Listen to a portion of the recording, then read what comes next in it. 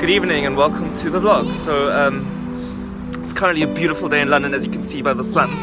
Incredible weather we're having in the beginning of September, which is amazing, and I'm not going to stay indoors during weather like this. That would be madness. So here we are, camera bag strapped in, and we're going to go chase the sunset, which is obviously my usual modus operandi. Sorry about that strobe effect. Hope none of you guys are epileptic. Yeah, going to jump on a bicycle, head over to Tower Bridge, and hopefully the sunset matches this beautiful weather. So definitely keen to get on the way, and they actually have bikes available, which is a plus, because often at this specific station they're always sold out. So gonna hire this bike and catch up with you guys in a second.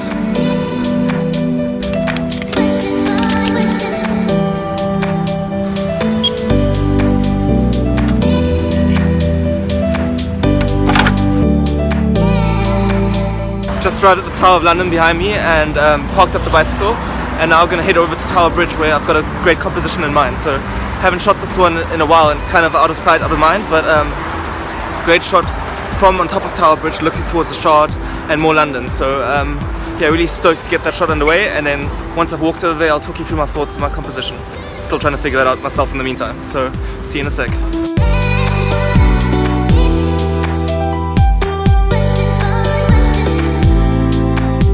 So the composition I initially wanted to photograph was this one right here, with the Shard in the background and more London down here, but as you can see it's shooting directly into the sun, and that's not easy at all, and I don't think we'd get good results. So instead what caught my eye was just back here, Tower Bridge with all of its grandeur.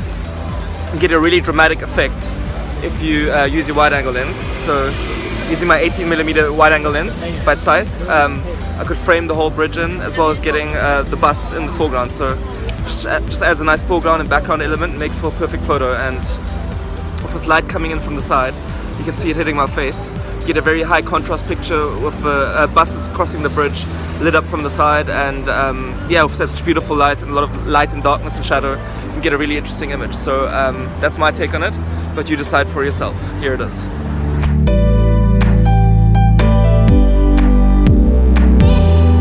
So the light has dipped a bit right now, and has actually disappeared right behind these buildings. So we're no longer exposed to that direct harsh light that we'd be facing into, and this makes for much better conditions to get a great photo, because the sun's now tucked behind these buildings.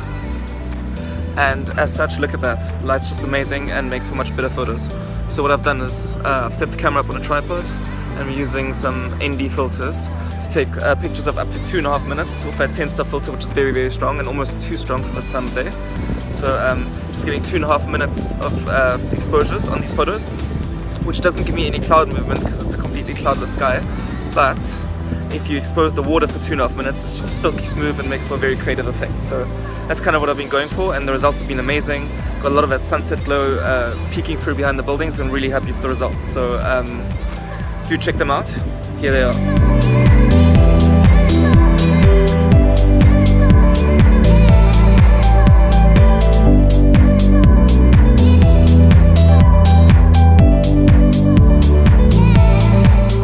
If you've been watching my previous vlogs, you'll remember that I've been complaining a lot about lacking creativity and don't know where to go in London anymore, because I've kind of been everywhere a few times already, and it's kind of feeling monotonous, and I'm lacking inspiration to take photos of something for the 10th time. So with that in mind, today I was facing the same struggles, where I saw the weather was good and I saw that the sunset would be brilliant, but I just didn't have the motivation in me to go out and shoot something I had shot previously. So I thought, do you know what, if I stay home I'm definitely not going to get any good shots. If I head out I might be able to get something good regardless. So decided to head out anyway, and worst case scenario I'd just be enjoying the good weather, so can't really lose. And here we are, and just along the way I managed to find some spontaneous inspiration. So here we go. I'm gonna try photograph a super yacht with Tower Bridge in the background. So I don't know what a great vantage point for that would be, but it's exciting, and this is going to be our mission for tonight. So I'm going to just keep scouting and see if we can get a good vantage point to line up the yacht with the bridge, and then hopefully we should have some good shots on our way. But in the meantime, look how crazy the ship is. That's massive. So if we get this right, we're going to be in for an amazing photo. So can't wait to try. And even if I try and fail, because that's part of the adventure, that's part of the journey, and that's part of the story. So let's keep heading forward and keep scouting.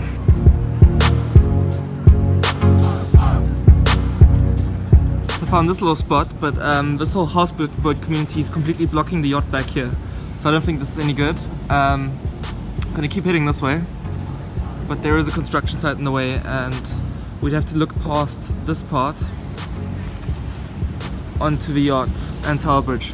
So this is getting increasingly less likely that we'll be able to pull this off, but when in Rome, I'm just gonna keep walking anyway, and this would be the dream shot. So definitely a time investment worth making, and I don't know, getting a bit more skeptical at this point, but let's just see what happens. So I've walked a bit further and this is as good as it's gonna get. So now the yacht is lined up, it's just there and Tower Bridge behind it.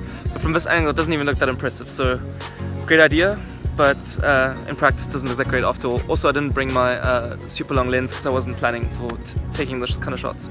Got my 85mm prime lens out anyway and decided to take a shot which frames both Tower Bridge and the Sky Garden back here. But the sun's already long set and the tones are looking actually quite dull. I don't know if you can see this over here. It's like a little bit brownish and pale, so not crazy about that look. And it's a lot of haze on the buildings as well from all the way back here.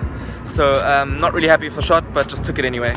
So no graduated filters needed for this one because the exposure of the overall scene is quite balanced, so the dynamic range of the camera is enough to capture all this anyway.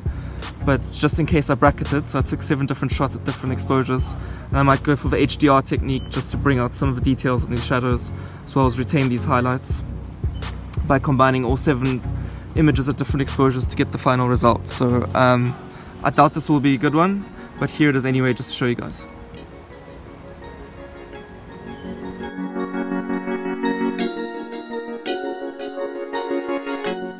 So my maths teacher back in high school used to say, it's better to try and fail than it is to fail to try. So that kind of lesson still resonates with me today, and that's what I'm taking out of today's photography session, because I didn't get the shot I wanted of the yacht in the end, but I'm so glad that I went and did my best to try and get it anyway, and I'm richer for it afterwards because I learned London a little bit better, and learning every single angle and how to get the best shots of London is something I've built up over the past few years as a knowledge base, and now I know Bermondsey East, where we just tried to get that shot from, even better, and I know the angle and I can memorize it, and for next time I won't be heading all that way to get a shot that doesn't materialize in the end. So definitely a good journey and definitely a great learning experience.